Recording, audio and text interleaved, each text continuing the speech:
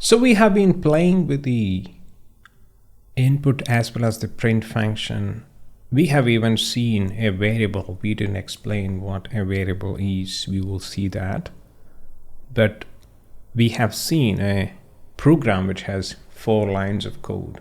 Before introducing too many things, let's play around a little bit more around the program.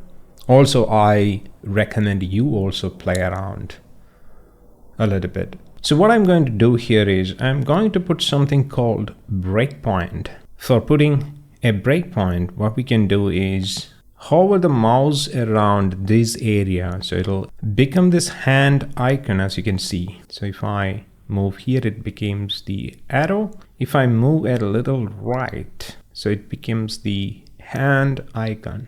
If I move right again, it changes. So it becomes the pointer here. Wherever the hand icon comes, you can click there. So what I'm going to do is I'm going to put a breakpoint on a line by clicking here. So breakpoint is like the name says, it breaks the program at that point in time. It freezes the program at that point in time. So it's a freezing methodology of a program at a particular point in time. So it is nothing to do or nothing specific to Python. It is available for all programming languages.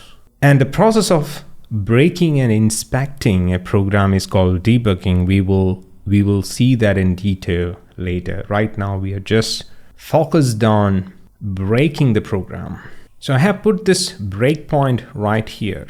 And what that means is after executing line number 1, it will print hello world and it will wait for my instruction before executing line number 2.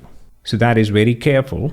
Line number 2 is not going to get executed, but it'll break after line number 1. So line number 2 is not going to get executed. That's very important. So it's going to break after line number 1 and will ask my permission. I'll show you how to give the permission as well to execute line number 2. So let's try that so that you'll get an idea what is going to happen. I'm going to press start debugging, or you can press the F5 button, start debugging. So as you can see here, the execution has broken and this yellow arrow has come here. So there is an yellow arrow right here. And the line has highlighted as well, which means that this statement has not executed. As you can see right here, only the hello world has printed. Enter test input, that has not printed here, which means this line is waiting for my instruction. So how do I give that instruction? And why I have broken at that point in time? So basically my intention is to watch for this particular variable. So what I'm going to do is I'm going to highlight this. So I have highlighted this and I'm going to Control C or copy like so. And I'm going to watch it right here, Control V, or you can even type it. So at this point, we are getting an error, name error, test var is not defined. Now what I'm going to do is I'm going to let the program execute this particular line, line number 2. So I'm going to press this particular button, step over. So I'll tell you what it is. I have executed that particular line, line number 2. As you can see here, now it is waiting for the input, enter test input right here. Now what I'm going to do is I'm going to give some input. So I'm putting a test input. I have typed test input there. I can type whatever I want. Let me type something else. Yeah, I have typed hello from me. If I want, I can give spaces. And I'm going to press enter. Now let's see a couple of things which is very important. One is this line has executed and this line also has executed. I have typed this particular sentence as input, but line number 3 is yet to be executed. This line has not executed because there is no print statement as of now. Why? Because I pressed F10 or step over. Step over means that just execute only the immediate next line. Very important. So we will be using this step over, step into, step out, all these different functionalities of the debugger or Visual Studio Code in this case throughout this course. And I'll be having a separate session just for this. But for the time being, what we need to understand is I have just executed this particular line and frozen the program after that, and I have not executed line number 3. That's the important part here.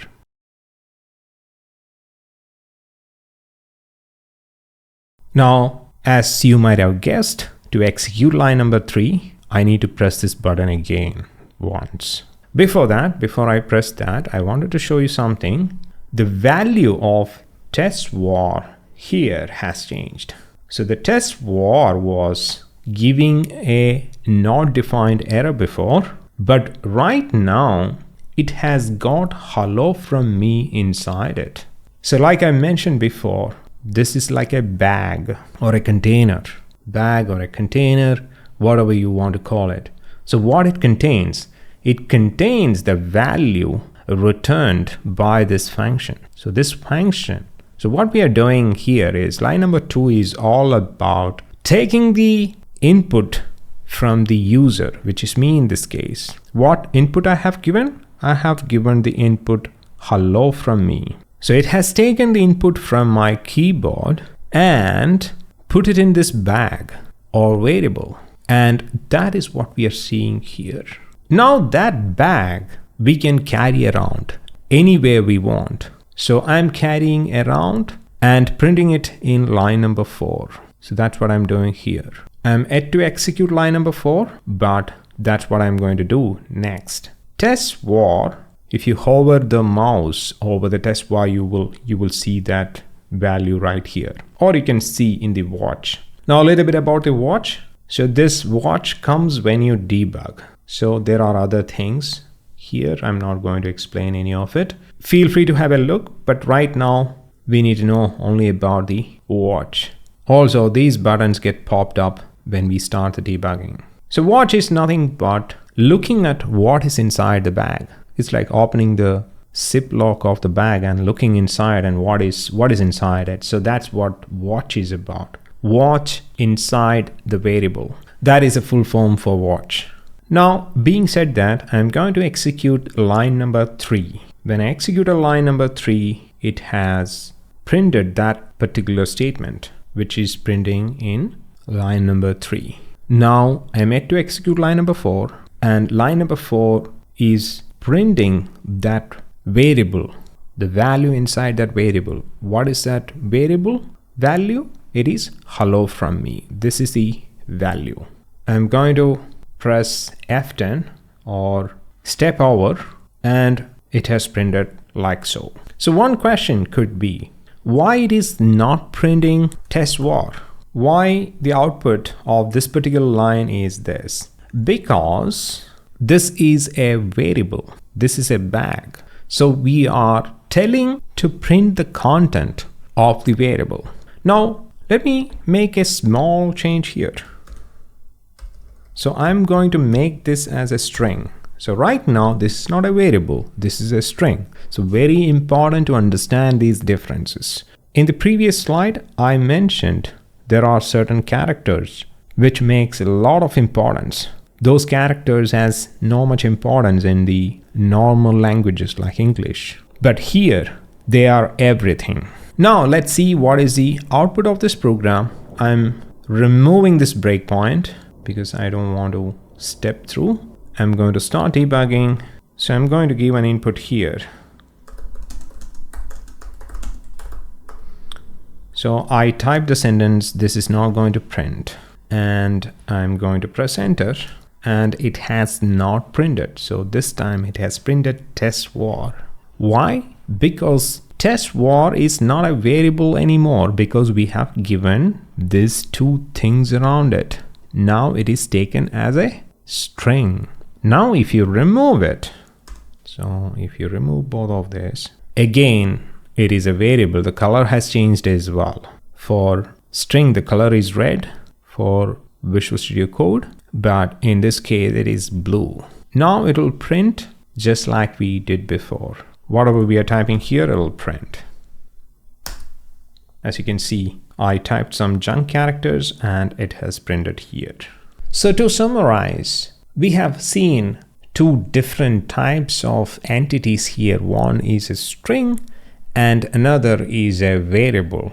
Both looked more or less the same, but they are different. They are very different. In fact, there is no similarity other than the look of it. One is a variable, which is like a bag. Another is a string, which has a value.